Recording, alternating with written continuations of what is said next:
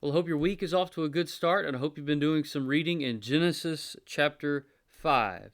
Even though this is just a genealogy, I really think there are some valuable things that we can learn from this chapter if we dig in and look closely. Notice right here at the beginning this emphasis again on being made in the likeness or in the image of God. That did not go away with the fall and the curse that happens in Genesis 3. They were still made in the image of God in Genesis 5, and we are still made in the image of God today. That much is still there. The image is distorted by sin, that much is true, but it is still there. And so notice then that he reminds us about parts of what being made in God's image is about. So I think verse 2, being created male and female, being blessed, I think that's part of the image bearing. And I think that partially because of what happens in verse 3. Because when Adam has a son, it uses that same language. He became the father of a son in his own likeness, according to his image, and named him Seth. That reminds us that the ability to create life with male and female is part of the way we bear the image of God. We have the power to bring more souls into the world. We have the power to create life, in a sense, like God does. That's part of the way we bear his image. That's why he blessed us and said, be fruitful and multiply. That's part of the point. God likes more people to be around, more people to bear his image. And so then, as this genealogy continues, there's a very clear pattern that works its way through the whole chapter.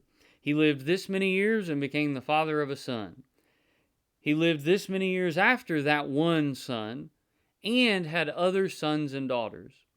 And so that tells us something important, that this chapter is only focusing on one child of each man, even though they surely had many others, given how long their lives were and all of that.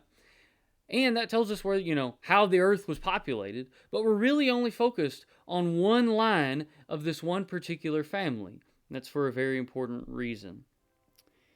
And then the last piece is that all of his days were X number of years, and he died. That's part of what makes this genealogy unique in the Bible. Because in other places, if it records ages at all, it'll just speak like we do today. We'll say he lived 91 years. We know what happens at the end of that statement. But here in Genesis 5, it clearly adds and emphasizes, and he died, and he died, and he died. I think that's there because that wasn't supposed to be the case. Mankind was supposed to be able to eat from the tree of life in the Garden of Eden and live forever. We weren't supposed to die. And so as he's giving this family tree, it's significant that Adam died and that Seth died and all the rest of them down through the list died, except Enoch. See, that pattern points us to something, because when the pattern breaks, we need to pay attention. And here in chapter 5 and verse 22, the pattern breaks. Then Enoch walked with God 300 years after he became the father of Methuselah, and he had other sons and daughters. What's really interesting, too, is that if you count down, Enoch is the 7th generation. And so we have something special going on in the 7th generation here in chapter 5. But remember back to chapter 4, we also had something special in the 7th generation. So chapter 4, the genealogy is of the line of Cain. And at the 7th generation, the writer pauses to tell us about Lamech and how bad of a dude he was.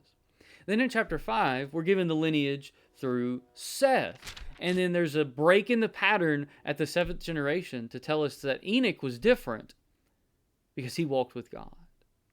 Because he walked with God, he was not, for God took him. That sure seems to say that Enoch did not taste death.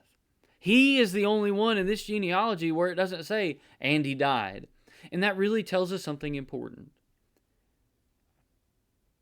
If you want to escape the snare of death, the way to do it is to walk with God.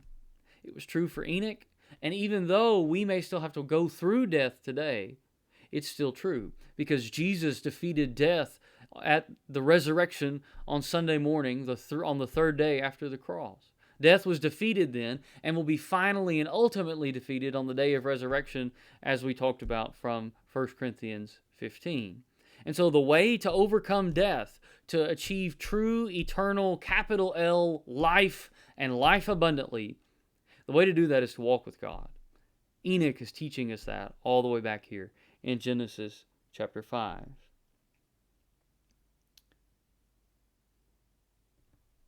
Thinking again about the "and he died" refrain, that is also a reminder of the consequences of chapter 3, of the fall, of sin and the curse that resulted. We weren't meant to die, and so it's significant that they do start dying. And I think that's part of the reason why they lived so long. God didn't intend for Adam to die from the beginning. And so he lived a really long time. And just the rest. And in fact, as we go through Genesis, we'll see those lifespans taper down. And at some point, God does set a cap at 120 years, and the pace really accelerates after that. But I think that's part of the reason they lived so long. They weren't supposed to die. And so it was a big deal that they did die. And he died is the problem that the rest of the Bible is setting out to solve. At verse 29, we find that a man named Lamech, who is not the same guy from chapter 4, totally different guy, same name. Lamech has a son, and he called his name Noah, saying, "This one will give us rest from our work and from the toil of our hands arising from the ground which the Lord has cursed." His language here is really clear.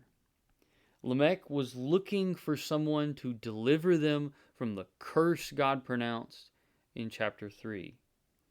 He was already looking for that seed of woman God referenced in Genesis 3 and verse 15 that would bruise or crush the head of the serpent.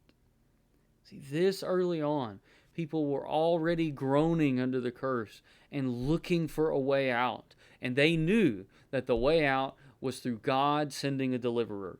And so he hoped that his son would be the one. And while Noah does become a deliverer for mankind, he is not the deliverer. He does seem to be a type of the deliverer to come, but we know that the true answer that Lamech was looking for came through Jesus, of course, who came through Noah's lineage. See, getting our way to the Messiah, from Genesis 3:15, where he promises the seed of woman will bruise the head of the serpent, all the way down to Jesus. That's why the Old Testament is so insistent about telling us genealogies. We're tracing the seed that will crush the head of the serpent. We're looking for God to deliver us from the curse. So these genealogies really are a big deal. It gets us to Jesus. And so all the way back in Genesis, we already see the need for a Savior. And may we, as Christians in 2026, give praise to God that we live in the era when we know who the Savior is, and we know what He's done and how He's done it, and we can have full access to the salvation from death that comes through His name and His name alone. We're being pointed to Jesus all the way back here in Genesis chapter 5. I hope you benefit from your reading this week.